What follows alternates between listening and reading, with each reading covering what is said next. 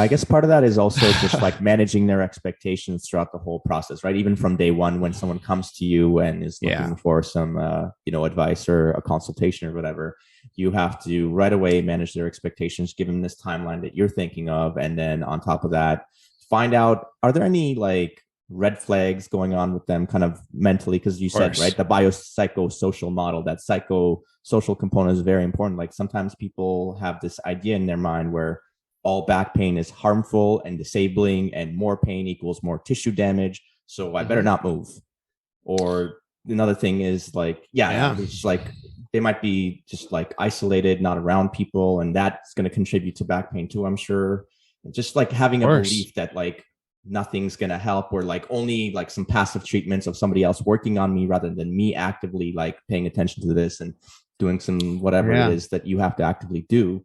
It's just having all these mental kind of roadblocks. You have to, in addition to setting the timeline, get rid of those as well. Yeah, because, somebody who's not social, for example, it's like maybe their pain is the same, but they suffer more. And because they don't have social interaction, they're a little bit more depressed. So then their morale is down, and then now they're thinking negative thoughts all the time. It's like, that's a huge component to it. You have to take all these things into consideration. That's the art of it, and the science, like the science and the art. You have to really understand these things. And you have to sort of be the light for people.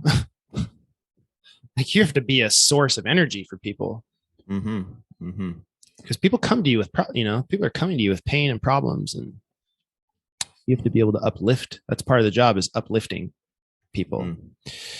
Yeah, and you got to strip it down and start from the base, right? Like get rid of all the weight, almost like, right, unload everything.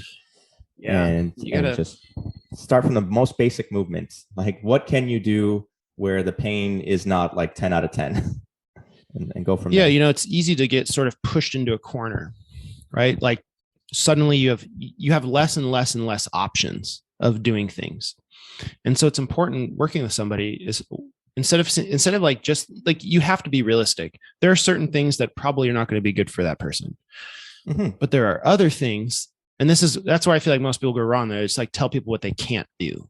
Well, you shouldn't do this. You shouldn't do this. Don't do this. Avoid this.